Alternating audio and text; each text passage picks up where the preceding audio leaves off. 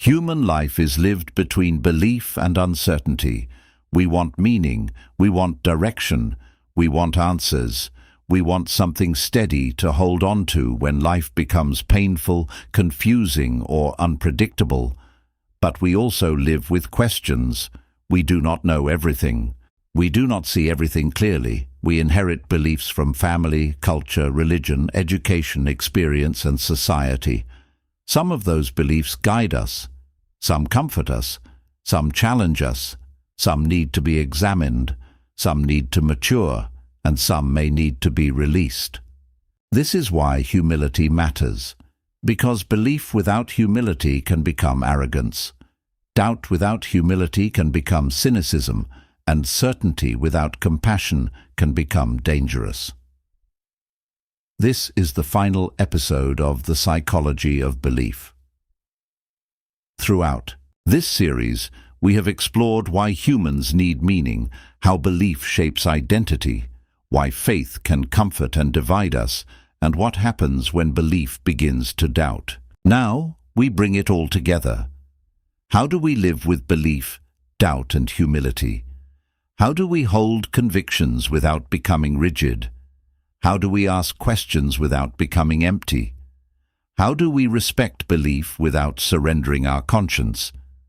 How do we live ethically when life does not give us easy answers? The first step is to understand that belief is unavoidable. Every person lives by some kind of belief. Even if someone says, "I do not believe in religion," that does not mean they believe in nothing. They may believe in reason, human dignity, science, freedom, justice, compassion, family, personal responsibility, nature, progress, self-expression, or the value of reducing suffering. These are also forms of belief. They shape choices, they guide priorities, they tell people what matters, they create a picture of what a good life should look like. So the question is not whether we believe. The question is, what do we believe, why do we believe it, and what kind of life is it producing? This question matters because beliefs are not only private thoughts. They become behavior, they become habits, they become attitudes, they shape how we speak to others, how we handle disagreement, how we treat people with less power, how we respond to suffering, how we use influence, how we deal with fear, how we understand ourselves. A belief is not only measured by how strongly we defend it. It is measured by what it makes visible in our character. Does it make us more honest, more compassionate, more responsible, more courageous, more patient, more willing to examine ourselves, or does it make us more proud, fearful, judgmental, defensive, and closed? This is one of the most important questions in the psychology of belief, because any belief can become unhealthy when it serves the ego more than truth. Religious belief can become pride. Secular belief can become pride. Political belief can become pride. Intellectual belief can become pride. Even a belief in being open-minded can become pride. The human ego can attach itself to almost anything. It can say, "I am right, I am better, I see clearly, they are foolish, they are dangerous, they are beneath me." This is why humility is necessary. Humility does not mean having no beliefs. It does not mean being passive. It does not mean pretending that all ideas are equally wise or equally harmful. Humility means remembering that we are human. Our understanding is limited. Our experiences are partial. Our emotions can distort our judgment. Our culture can shape what we assume is normal. Our fears can shape what we call truth. Our wounds can shape what we defend. Humility says, "I may believe deeply, but I do not see completely. I may have convictions, but I must still listen. I may disagree with you, but I must not deny your humanity." This kind of humility is not weakness. It is maturity. A mature person can hold conviction without contempt. They can disagree without hatred. They can listen without losing themselves. They can question without becoming cynical. They can believe without becoming arrogant. This is the balance many people struggle to find. Some people are afraid that humility will weaken belief. They think if they admit uncertainty, everything will collapse. So they hold belief tightly, defensively, fearfully. They cannot ask questions. They cannot hear criticism. They cannot admit harm. They cannot recognize complexity. But a belief that requires constant fear may not be as strong as it appears. True strength does not need panic. A mature belief can face questions. It can admit what it does not know. It can examine its own history. It can acknowledge where people have used it badly. It can listen to pain. It can continue growing. Belief does not have to be fragile in order to be faithful. At the same time, some people move from doubt into cynicism. They become disappointed with belief, religion, authority, institutions, or communities. Maybe they saw hypocrisy. Maybe they experienced harm. Maybe their questions were dismissed. Maybe they were made to feel ashamed for thinking honestly. So they begin to distrust everything. They may mock belief. They may assume faith is always foolish. They may believe that certainty itself is always dangerous. They may become emotionally protected by skepticism. This is understandable. But cynicism is not the same as wisdom. Cynicism may feel intelligent because it refuses to be fooled. But sometimes cynicism becomes another kind of prison. It protects the person from disappointment by preventing openness. It keeps the heart guarded. It avoids vulnerability. It may reject false meaning, but it can also reject the search for meaning altogether. Healthy doubt is different. Healthy doubt does not mock the need for meaning. It does not turn pain into superiority. It does not assume that every believer is naive or every tradition is harmful. Healthy doubt asks honest questions. It seeks truth. It listens. It learns. It refuses to pretend. But it also remains humble. It knows that disbelief can become pride too. This is the natural midpoint of the episode. Belief and doubt both need humility. Belief needs humility, so it does not become arrogance.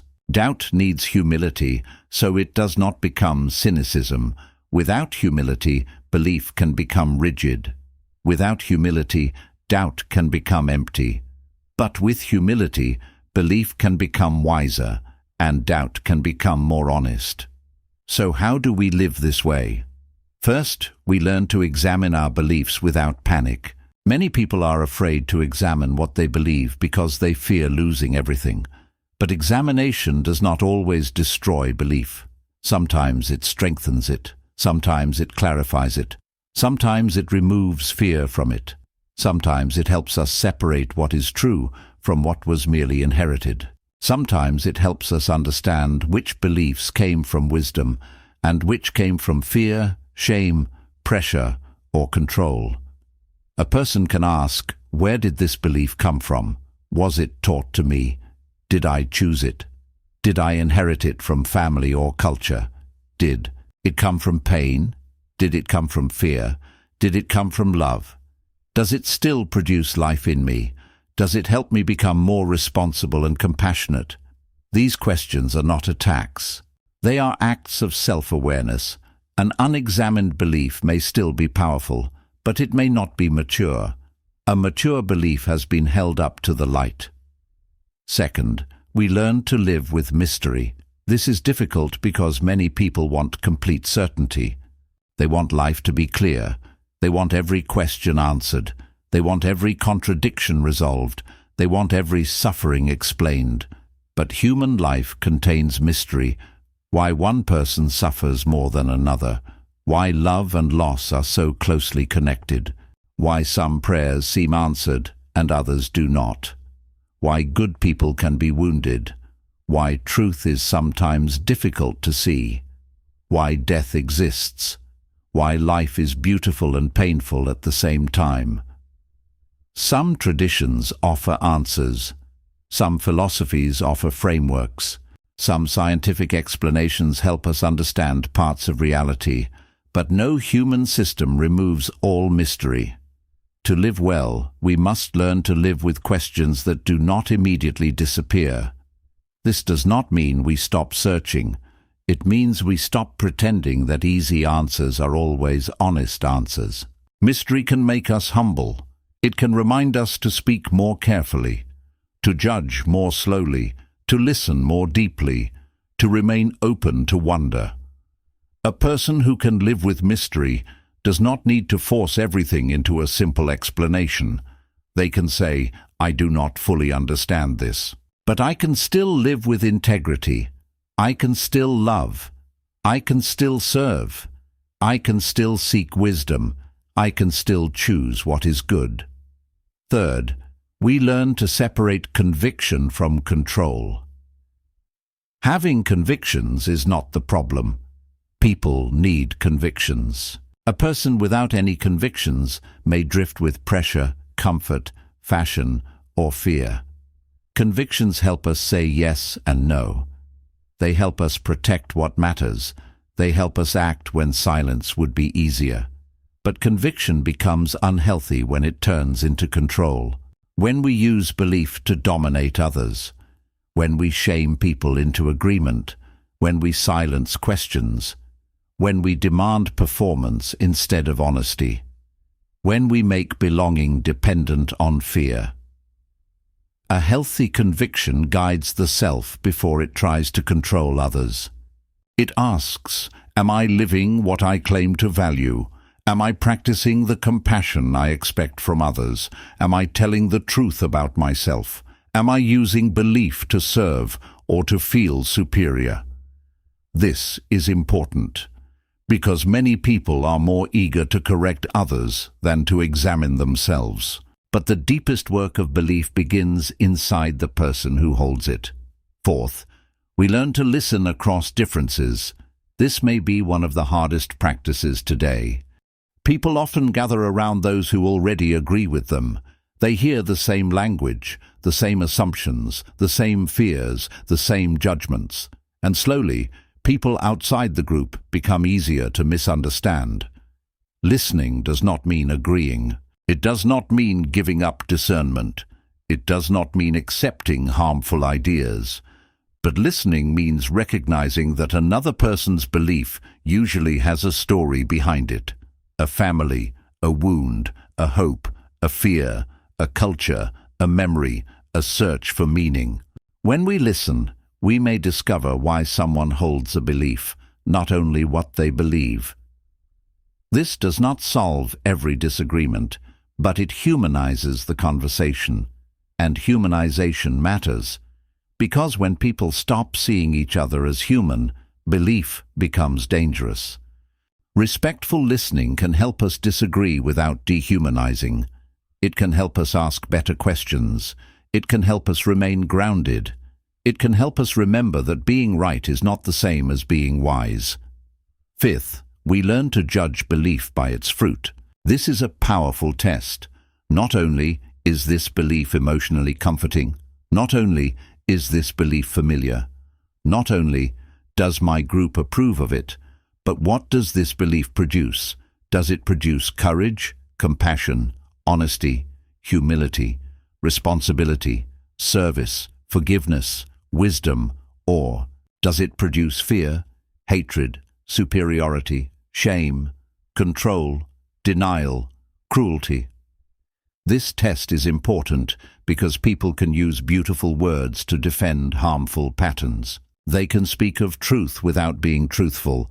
They can speak of love without being loving. They can speak of freedom while controlling others. They can speak of humility while acting with pride. So we must look beyond language. We must look at the life being formed. What kind of person is this belief creating? What kind of community is this belief creating? What kind of treatment of others is this belief permitting?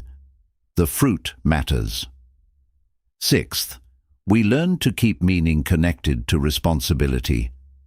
Meaning is not only about feeling comforted, it is also about being called to live differently. If a belief gives us meaning but never asks us to become more responsible, it may be incomplete. Meaning should deepen life. It should make us more aware of how our actions affect others. It should call us toward honesty, toward care, toward courage, toward justice, toward patience, toward repair, toward gratitude, toward service.